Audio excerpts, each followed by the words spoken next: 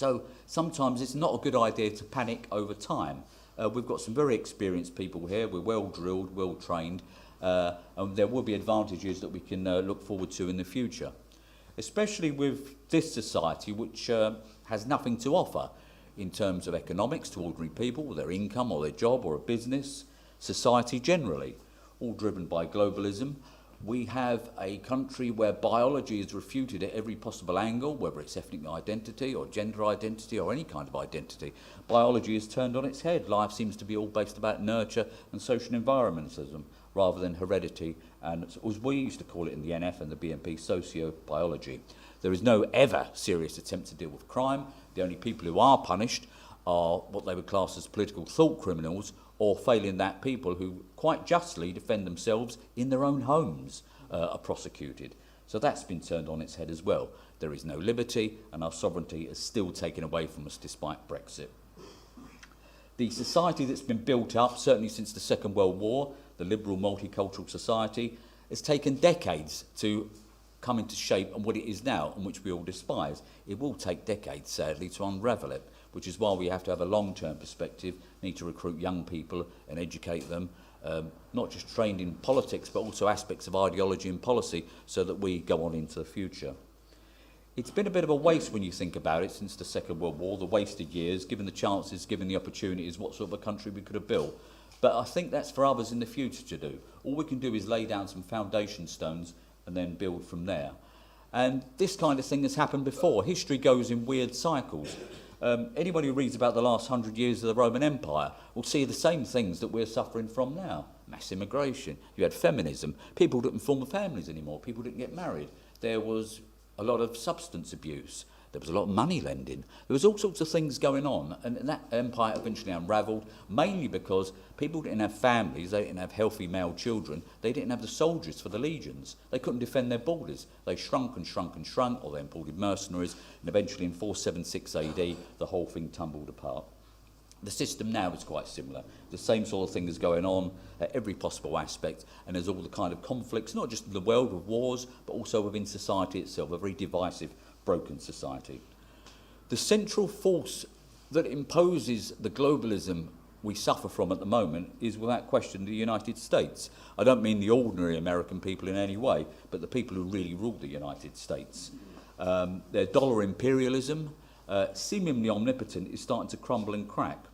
The other thing with the United States is they've tried to impose a system on the entire world, on the entire American model. You must be a liberal democracy, you must have this principle or that principle. They've gone into all sorts of weird Marxist things now, again, which they impose upon the world. But it's worth looking at a little cartoon from the 1960s. I think it was at the height of the Vietnam War. There's a wonderful cartoon. There's a tall American man, he's wrapped in stars and stripes, and he's trying to sell this to a small Vietnamese man. And he's saying, look, it's wonderful, it's shrink-wrapped, you can wear it in summer, winter, any kind of thing. Look at it, you can make a tent out of it. And eventually the Vietnamese man replies, it doesn't fit. In other words, I don't want it. I don't want you. And that's the same thing should be said to the United States. We don't want your multiculturalism, other aspects of your social policies, or your imperialism, dollar or military. So that system is creaking. And when you have a small, determined political force, when you do make an impact, it can have a huge and decisive influence. The global octopus that's got its tentacles around the world, though, remember, gentlemen and ladies, is not a god. It's essentially a sort of deranged James Bond villain with unnatural destructive schemes aimed at nationality, identity, our socio-economic well-being. The world they want to create is essentially hideous. You could even call it evil. It lacks creativity, it lacks imagination, and eventually will die. Our mission here, almost a holy mission, is the preservation of our people for all time. When you think of the time projection of our people, it's quite incredible. Most of us just think of our last 100 years, or perhaps at the turn of the 19th or 20th centuries. But we go back further than that, not just the two wars, but Victorian Empire, and also Victorian poverty, unfortunately, the Industrial Revolution, the English Civil War, the Reformation, the Black Death, the Norman Conquest, the Roman occupation of Britain, the Ice Age. And the great thing is, these are not dry characters in a dusty old history book. They're our people, they're us essentially. They're our sort of great-great-grandparents going back. So they never give up. And we wouldn't be here if it weren't for their struggles. So sometimes it's good to take a really long-range view of our people and where we are in the past and what we've been and what we will be in the future. Which is why, back to time, we should never really panic about time, whether it's the next election, whether it's your own lifetime. And also, it should be mentioned, this is something, an old National Front thing from the past, you cannot guarantee victory within anyone's lifetime. Anyone who does that is a fraudster or a liar or politically naive. You have to think long terms. You should always think in terms of eternity. And we are going to ensure the survival of Britons, and that fanatical will project into the future wherever disasters come to Britain and the West. We will survive. Our party, just to reiterate, is legal, democratic, but also radical.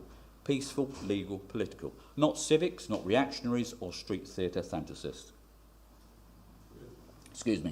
Ballot box, campaigns, nationalist community-based politics. A genuine political drive towards a revolution in British politics, society and British culture as well. Prime directive is survival, and then we will prosper. Nationalism, sometimes people ask on the door, what is it?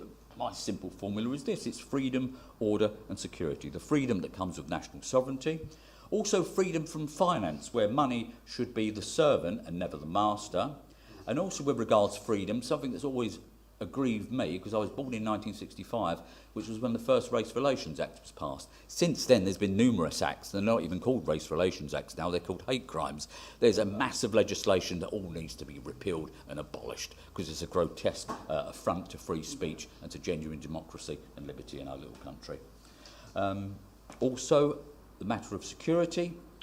You can't get a home, whether it's a council home or buy a home.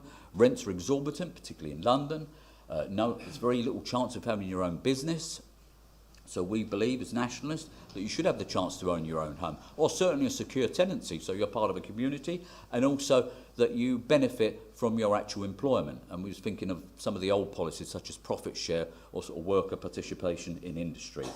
And with regards order, that is essential and it's very simplistic. It's the restoration of the ethno-cultural unity of the ancient British nation. The nation state we propose and promote is the guarantor of those things: freedom, order and security. You have none of these things in a one-world state of atomised individuals. Britain is our homeland, and the British people have nowhere else to go. This is our only place realistically, and that's why global tyranny, ethnic replacement, techno-slavery must and will be opposed by British nationalism and the nationalism of the other peoples of the Western world, particularly in the United States and in Western Europe. Family, community, people, our people, family of families, the British nation is to which we all belong. Our people will survive, our nation will be rebuilt on the rubble and the ruins of today's Britain. We will come through these terrible times, we will win and live again.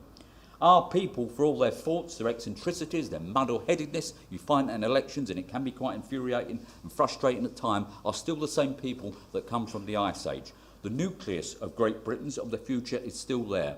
And in the way that a small flower can sometimes break through concrete, you'll see that nature will reassert itself. Nightmares will end, and the golden vision of a real Britain at last begins. Thank you.